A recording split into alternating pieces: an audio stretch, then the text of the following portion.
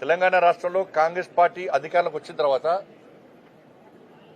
పూర్తిగా అన్ని ప్రాంతాలలో దేవాలయాల మీద దాడులు విపరీతంగా పెరిగినాయి. ఒక దేవాలయం మీద దాడి మర్చిపోకముందే ఇంకో దేవాలయం మీద దాడి జరుగుతూ ఉన్నది.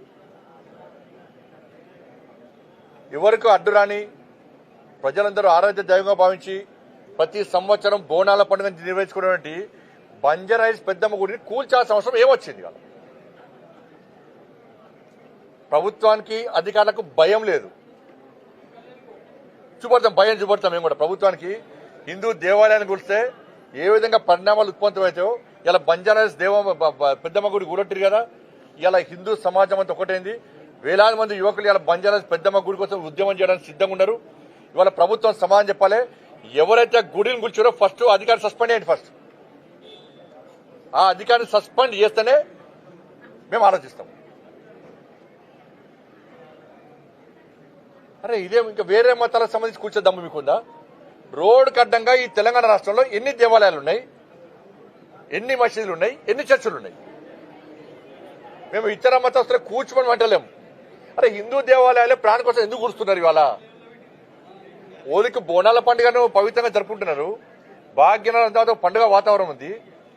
ఈ పరిస్థితిలో కావాలని కుట్రలు చేసి వాళ్ళ పెద్దమ్మ గుడిని కూల్చడము ఇది ఎంతవరకు కరెక్ట్? అంటే జూబ్లీస్ ఎలక్షన్స్ ఉన్నాయి.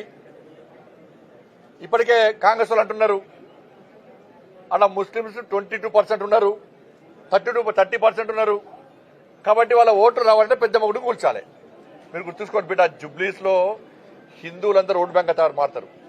నేను రాష్ట్ర ముఖ్యమంత్రి గారు చెప్తున్నాను, మీరు 20% ముస్లిం ఓటు బ్యాంక్ కోసం మీరు ప్రయత్నం చేస్తున్నారు. ఆ కుట్రలో భాగమే, రాష్ట్ర ప్రభుత్వ కుట్రలో భాగమే ఇలా బంజారాయిల్స్ పెద్దమ్మ గుడిని కూల్చిరు. వాళ్ళ కేవలం జూబ్లీస్ లో ఒక వర్గం ఓట్ల కోసం, ఆ వర్గం ఓట్ల ద్వారా గెలవడానికే వాళ్ళ పెద్దమ్మ గుడి కూల్చారు. ఎంత ధైర్యం ఉండాలి మీకు, ఎంత దమ్ము ఉండాలి మీకు పెద్దమ్మ కూల్చడానికి? ఎస్ మేం చేస్తాం. ఇవాళ 80% ఉన్న హిందువుల ఓటు బ్యాంక్ మారుస్తాం మేము. ఈ పెద్దమ్మ గుడి సాక్షి చెప్తున్నాం మేము. 80% ఉన్న హిందువుల ఓటు బ్యాంక్ మారుస్తాం. కాంగ్రెస్ పార్టీ పెద్దమ్మ గుడికి కూల్స్తే ఏ విధంగా గుణపాఠం హిందూ సమాజం చేస్తుందో ఇవాళ చూపడానికి హిందూ సమాజం సిద్ధంగా ఉంది. ఖబర్దార్ నేను రాష్ట్ర ప్రభుత్వం హెచ్చరిస్తున్నాను. నేను ఇది మంచి పద్ధతి కాదు. రాష్ట్ర ముఖ్యమంత్రి క్షమాపణ చెప్పాలి. దీని మీద సంబంధిత అధికారులను వెంటనే సస్పెండ్ చేయాలి. ఇది జరగకుండా మాత్రం మిమ్మల్ని క్షమించము. అందుకే ఇవాళ చెప్తున్నారు బీసీ రిజర్వేషన్ చెప్తున్నారు. ఇవాళ నేను అంటున్నా బీసీ కామారెడ్డిలో వీళ్ళు ప్రకటించింది బీసీ డిక్లరేషన్. కేంద్ర మంత్రి బీజేపీ మాజీ అధ్యక్షుడు Karimnagar MP Bandi Sanjay press meet చూశానండి. ఆ పిచ్చోడు ఆ గుండు ఏం మాట్లాడుతావు నువ్వు? నాకు అర్థం కాదు. దిమాకుండి మాట్లాడు. కేంద్ర మంత్రివా, వీధి రౌడీవా, ఏమనుకుంటున్నావు? వార్డు నెంబరు కూడా అర్హత లేనటువంటి నిన్ను కరీంనగర్ ప్రజలు ఎంపీని చేశారు. నీ అదృష్టం బాగుండి మతాల మధ్య నువ్వు మసీదులు, మందిరాలు, చర్చిలు, ఈ సమ్మక్క సారక్కల్ని తిడుతూ అటు ఇటు పంచాయతీలు పెడుతుంటావు కాబట్టి నీకు ఏమంటారు కేంద్ర మంత్రి పదవి ఇచ్చారు. నువ్వేం చేయాలి? నీకు ఈటాల రాజేంద్రనకు నీకు పంచాయతీ ఉంటే ఆయనతో కొట్లాడుకో. నీ పార్టీలో మాధవీలతకు రాయసింగ్ ఉంటే మీరు కొట్లాడుకోండి. మీరు వర్గాలుగా విడిపోయి మీకు 8 మంది ఎంపీలను గెలిపిస్తే మీరు వర్గాలుగా విడిపోయి నా కులం, నేను పటేల్, ఆయన ఈ కులం అని కొట్టుకుంటారు కదా. మీరు కొట్టుకోరి, నాకేం బాధలేదు. తెలంగాణ ప్రజలు మీకు వచ్చేటువంటి ఎన్నికలలో బుద్ధి చెప్తారు. కానీ ఏం మాట్లాడతావు పిచ్చోడను బండి సంజయ్? ఏం మాట్లాడతావు? ఇక్కడ ఉన్నటువంటి రాష్ట్ర ప్రభుత్వాన్ని బదనాం చేయడం కోసం మత పంచాయతీలు పెడతావా? నీ కార్యకర్తల్ని ఉసుగొలుపుతావా? దాంట్లో కుసుగొలుపుతావా? రమ్మన్, నా పేరు తెలంగాణ స్వామి, నేను వీసీకే పార్టీ అధికార ప్రతినిధిని. రా, నీ పార్టీ కార్యకర్తలు ఎవడొస్తాడు? రమ్మను, పోదాం రా. సమ్మక్క సారక్కల్ని వ్యాపార దేవతలను అవమానించిన చిన్నజీయర్ స్వామి ఎట్లా పడితే అట్లా ఈయన్ని గొర్ర గుంజుకొచ్చి ముక్కుని ఎలాగ రాపిద్దాం రా. నీ దమ్ముంటే ఒక్క విధమైన ఖండించిండా? ఎందుకు ఖండించలేరా? మీకు ఈరోజు మీకు ముత్యాలం ఏది మన పెద్దమ్మ గుడి ఏది Banjara Hills road number 12 MLA colony పక్కన ఉన్నటువంటి చిన్న బస్తీలో ప్రభుత్వ భూమిలో ఉన్నటువంటి పెద్దమ్మ తల్లి ఉన్నమాట వాస్తవం. అది దిస్ ల్యాండ్ బిలాంగ్స్ టు అని గవర్నమెంట్ బోర్డు కూడా ఉందంట. పోలీసు వాళ్ళు బయట పెట్టారు. పోలీసు వాళ్ళు తిడతాడు. సస్పెండ్ చేయాలని. ఎందుకు సస్పెండ్ చేయాలి? వాళ్ళ పనాలు చేయొద్దా? ఎందుకు సస్పెండ్ చేయాలి? కేంద్ర మంత్రికి ఉండి దాడిలో కూసుగలుపుతా. నువ్వు అర్జెంటుగా రాజీనామా చేయాలి. First of all Bandi Sanjay ఏడ కనిపించినా సరే నీకేం చెప్పినా ఆ జగిత్యాల జిల్లా వెలుగుటూరు మండలం కిషన్ రావుపేటలో ఒక హిందూ బంధువుని చంపేసారు, పోరా బాయ్ అని చెప్పిన. పోయినావా? పోలే. పొగ ఈ పంచాయతీ మళ్ళీ హిందూ బంధువులు అంటే చచ్చిపోయింది హిందువురా నారాయణ పో ఫస్ట్ నువ్వు. లేకపోతే 29వ తారీఖు నువ్వు సభ పెడుతున్నావు రా. నీ సామాజిక వర్గానికి సంబంధించిన వ్యక్తులు కత్తులతో కసాకసం పుడిచి నరికి చంపేశారు రా. ఏం మాట్లాడతావు? నీకు ఈరోజు గ్రామ దేవతల మీద ప్రేమ పుట్టుకొచ్చిందా? మీకేం సంబంధం? మీ పార్టీ బ్రాహ్మణ్ బనియా పార్టీ, మా దేవతలతో మీకేం సంబంధం? ఎస్, నేను చెప్తున్నాను, ఎస్సీ ఎస్టీ బీసీ మైనార్టీ ప్రజలారా, మన సమ్మక్క సారక్కల్ని అవమానించినటువంటి చిన్న జీఆర్ స్వామి ఈ రాష్ట్రంలో ఉండడానికి వీల్లేదు. మనం ఎప్పుడైనా గుజరాత్ దేవతల్ని దేవుళ్ళని తిట్టినామా? గుజరాత్ తోటి కల్చర్ ఇక్కడ బలవంతంగా రుజుతుంటే ఖండిస్తున్నాం తప్ప మీ అమ్మ ఎక్కడ పండుగలరా నాయన, ఎక్కడ దేవతలు రోజున వాళ్ళ దేవతలను మనం తిట్టినామా? మళ్ళీ ఆ చిన్న జీఆర్ స్వామి దగ్గరికి ఎవరు వచ్చారు? ప్రధానమంత్రి నరేంద్ర మోడీ వచ్చాడు. మరి ఆ నరేంద్ర మోడీ నేను ఖండించిండా? 10 రోజులు అన్నం తినలే నేను.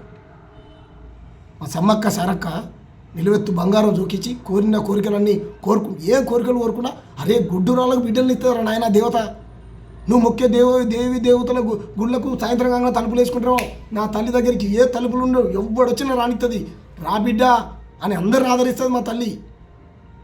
అటువంటి తల్లిని అవమానించినటువంటి చిన్న జీఆర్ గారి మీద కదా మనం కొట్లాడాల్సింది. నువ్వు నిజంగా హిందువు అయితే ఏం మాట్లాడతావు రా? చిన్న జీఆర్ మేము మిమ్మల్ని అన్నమా? చిన్న జీఆర్ స్వామిని అరెస్ట్ చేయండి అని చెప్తున్నాం. ఇప్పటికి కూడా సమ్మక్క సారక్కల్ని అవమానంగించిన వ్యాపార దేవతలు వాళ్ళు ఏమైనా పైనుంచి ఊడిపడ్డరా? వీడేమన్నా పైనుంచి ఊడిపడ్డా? వీడేమైనా పైనుంచి ఊడిపడ్డా? నా సమ్మక్క సారక్కల్ని అంటాడా? నా దేవతలను అంటాడా? నా తల్లిని అంటాడా? నిలవెత్తు బంగారం చిన్నప్పుడు ఎడ్ల బండి కట్టుకొని పోయి మా నాయన జోకిచ్చేది. సమ్మక్క సారక్క అంటే తెలంగాణ అంటే సమ్మక్క సారక్క. అటువంటి దేవతలను అవమానించినటువంటి బీజేపీ నాయకులు ఈరోజు మీరు గ్రామ దేవతల గురించి మాట్లాడి తెలంగాణలో మత పంచాయతీ పెట్టాలనుకుంటున్నారు. ఖబర్దార్. ఎవరు జర్నలిస్ట్ మిత్రుడు పంచాయతీ ఎన్నిక వస్తున్నాయి అన్న, ఎన్నికలు కేంద్రం నిధులు ఇచ్చినప్పుడు ఎన్నికలు వచ్చేది కేంద్ర నిధులతోనే అన్న. మరి కేంద్రానికి ఓట్లేను. అది పిచ్చోనివా? నువ్వు తెలివి ఉన్నోనివా? తెలివి లేనోనివా? ఈ తెలంగాణ ఈ దేశంలో భాగమే తెలుసా? ఈ తెలంగాణకు మీ నరేంద్ర మోడీ గారు ప్రధానమంత్రి తెలుసా? ఈ తెలంగాణ ప్రజలు పన్నులు కడతారు తెలుసా కేంద్రానికి? ఆ పన్నులే ఇచ్చేది తెలుసా? మరి రాష్ట్ర ప్రభుత్వం అమలు చేస్తున్నటువంటి స్కీమ్స్, రాష్ట్ర ప్రభుత్వ నిధులతో కేటాయిస్తున్నటువంటి స్కీమ్స్ ఏవైతే ఉంటాయో అవి మీ బీజేపీ కార్యకర్తలకు, మీ బీజేపీ ఎమ్మెల్యేలు ఉన్న నియోజకవర్గంలో అమలు చేయొద్దా? వాళ్ళకి ఓట్లు మరి చెప్పు. ఏం పిచ్చోడువా? కేంద్రం నిధులు ఇవ్వాలి. కేంద్రం నిధులు ఇవ్వకపోతే కేంద్రం పన్నులు కట్టినప్పుడు కేంద్రం నిధులు ఇవ్వాలి. మీ నరేంద్ర మోడీ గారు, నువ్వు, జేపీ నడ్డా, అమిత్ షా ఏమైనా నాగలు దున్ని పాట పండించి పోయి అమ్ముకొచ్చే పైసలు ఏమైనా ఇస్తున్నా మాకు?